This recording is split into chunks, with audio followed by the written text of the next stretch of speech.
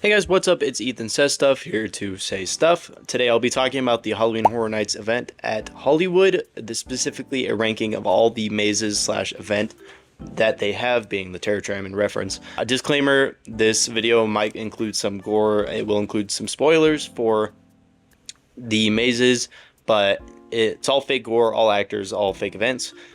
Shout out to all the scare actors that do work this event. Even if I have their mazes ranked lower, this is not a representation of them as actors. This is a representation of how Universal handled the mazes themselves.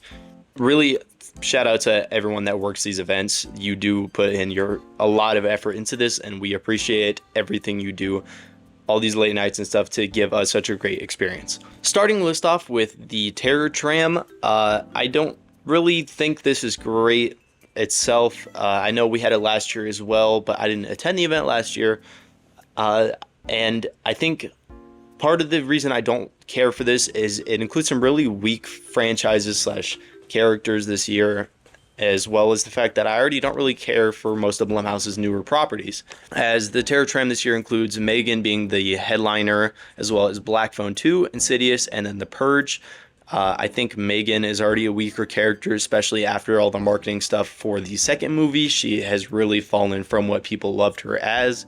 I've never really cared for the Black Phone franchise, and especially having it kind of shoehorned in here to promote the second movie, it feels very phoned in to promote the second movie, which obviously nothing wrong with that, as we have the Fallout Maze as well promoting something, but especially with the looping audios, it just really takes away from what this is, and at the end of the day, they are really just guys, as far as I'm aware.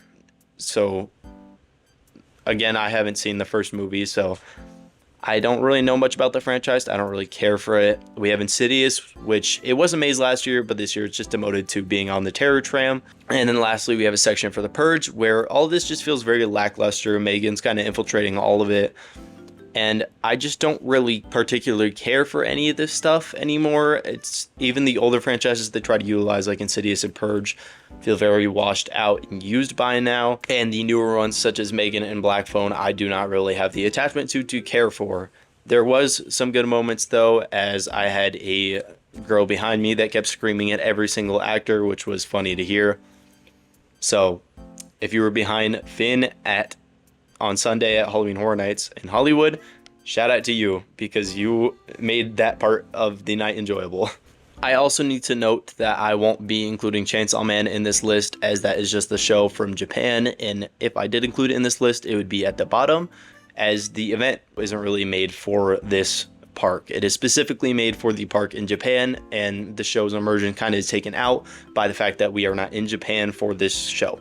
Cool that they included Chainsaw Man, but it sucks that it's not really adapted for this park.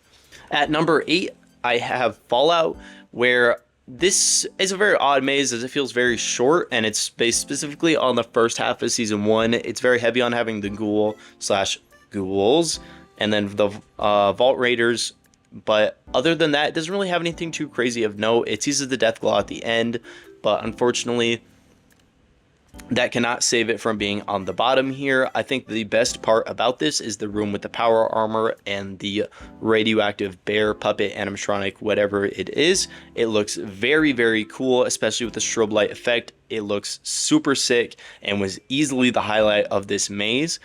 So due to that reason, there isn't really much to go off of here. It's kind of just you walking through people. So due to that, I have it at number 8. At number 7, I have the Poltergeist, which I have slightly above Fallout, despite its flaws being a lot of dark, empty hallways. As one, I got on it at the end of the night, and they just let us walk on. So when I walked into the living room with my group, it was dead empty. It was not a conga line, and that struck a lot more fear into me, knowing that the actors were not coming straight after me, and walking into this scary facade environment.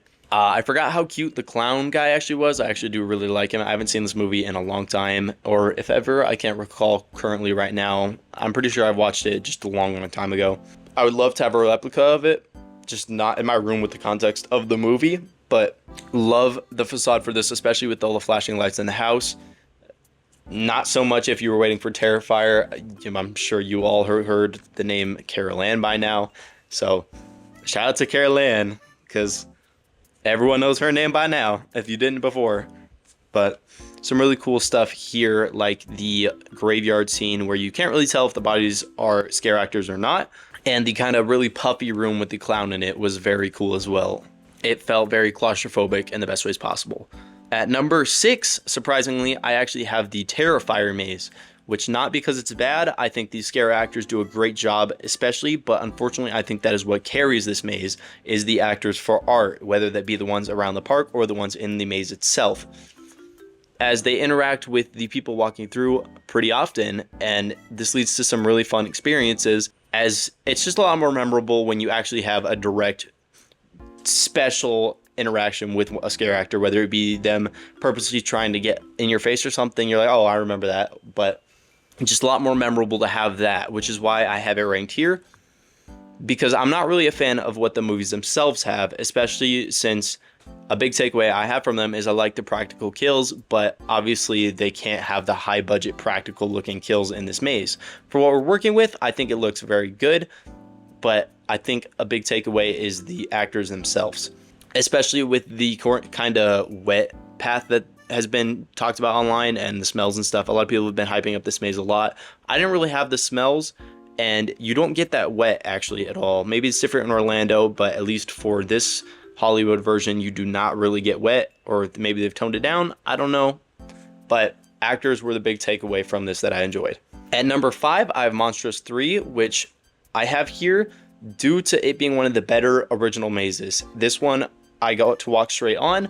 Unfortunately, I got to walk on it when it was kind of sunset, so it was still kind of bright at some points in the maze, especially with one part which looked very, very cool. I would love to go back again and see this with the nighttime setting, as it's a very cool depiction of the river. Also, completely forgot to mention, this maze focuses specifically, this Monstruos 3, it focuses on, pardon me if I don't pronounce this correctly, but it's La Llorona. And if you're familiar with the tale, then you know, and there's a kind of scene in here that really depicts that scene from her story very well, and I thought it was very cool. As well as a lot of effects being done really well here. For this being an original house, they actually had a lot of budget for it to make it look good, and I would love to see this one again. I don't have a direct connection to this character, obviously, as I was not told that story growing up, but very, very cool to see this depiction of the character. At number 4, I have the Scarecrow maze, which is obviously an original maze as well. This is a fan favorite, where I really love the theming and how often the scares are in this maze. It was very, very cool to see that. I had never been able to experience this maze before. Obviously, this is a toned down version since it's been redone before, with music by Slash, also I must mention. But the theming was very cool. I got to see some behind the scenes stuff on this one, which also helped the experience. I really love that aspect of the Halloween Horror Nights event, is the behind the scenes and kind of set design and everything for that, of how it all comes together and works. It's very cool to understand and see. So shout out to Scarecrow maze. I understand it's a fan favorite, but I do have it rated here, as the IP houses I feel take away a lot from the original houses this year. Not in a bad way, but because they just shine a lot more. Getting into my top 3, a lot of these can be interchangeable for whatever reasons you want. I think every house that I've listed has something that it does better than another house on here. But starting my number 3, I have the Five Nights at Freddy's house, which I got a fun fact because I overheard an RIP tour that all these are made by the Jim Henson Company, being the puppets and animatronics utilized in the maze itself, which was very cool to see. I love the facade of actually going into the pizzeria itself. The set production, I think, was done the best for this house, especially including the animatronics. We had the working Freddy, obviously, which unfortunately we didn't have all of them like they do in Orlando, but I think they are slowly changing it, as when I went night 1, they did not have this, but in my night 2 that I went, in Pirate's Cove, they have part of Foxy's head being like his eyes sticking out, kind of glows a bit. It kind of looks a bit off because it's the only part of his head that's sticking out of Pirate's Cove, but it leads me to believe that they're going to change it as the event goes on and add some more stuff, you know, before the event ends, which is very cool to see, especially at the end here with the full scale Springtrap. It was just really cool overall to see this all come together. But unfortunately, I do have to have it at my number 3 because I think the other 2 mazes I have here do stuff better that I like to see out of the event more. At number 2, I have Jason Universe, which utilizes a lot of gimmicks and overall just does a lot good here, including the set pieces. You walk through the forest and the cabin of Camp Crystal Lake and stuff, and through these campsites, and the bodies look good, and it utilizes scents, and just a lot brings us all together. Some of the scares are really good.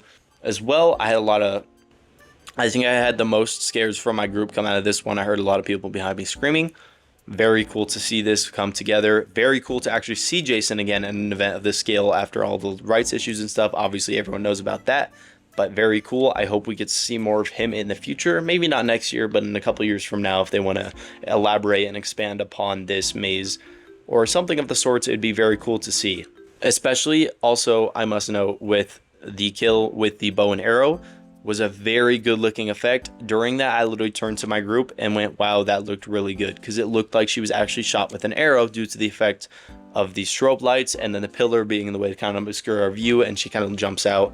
Looked very good.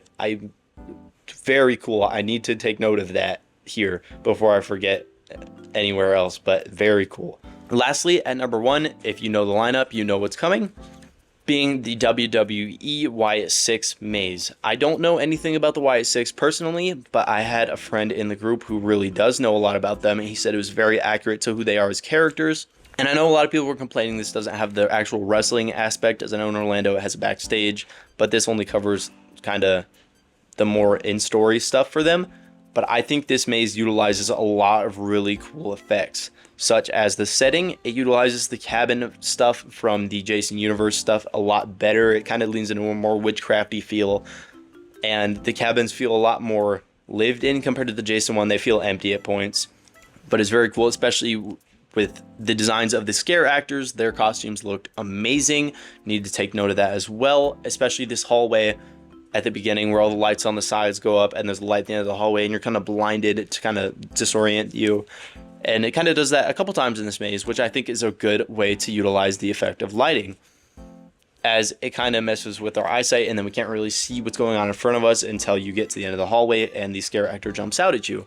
I also need to note again that similar to Poltergeist, I walked straight onto this and it was just me and one of my friends going into this maze at this point, so that also made it a lot more scary.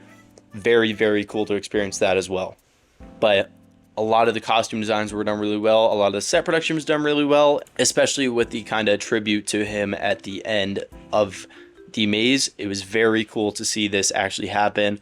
Obviously, this was meant to happen before, as there's recorded stuff that plays referencing Horror Nights. So this has been a long time in the making. Very cool to see actually happen now.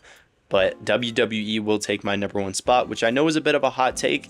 But what is your guys' top 3 number 1 maze? Anything you would add to this? Anything you would change? Let me know. I want to put out more Horror Nights content, probably a food review as well coming on the way. I have a vlog I'm working on as well. And then maybe a merch kind of haul stuff eventually, if I can actually get my hands on that, as I went night 1 and night 2. I went back to back over this past weekend and I didn't really find a lot of merch that I wanted. I got a Five Nights at Freddy's lanyard and then kind of the acrylic outline thing, but not really all the merch I wanted. I wanted to get a Five Nights at Freddy's shirt and maybe one of the Jazzwares plushies, but especially those Pizza Hut red cups. I need those. So please restock those, Universal. I need them in my collection desperately. If you want to contact me, you can find me on any social medias. For the most part, I'm on TikTok, Twitter, Instagram, YouTube. If you want to comment down below, leave a like, subscribe if you have not. And if you need to find me, you know where to find me. This is Ethan yet again, and thanks for listening to me say stuff. I will see you all in the next one.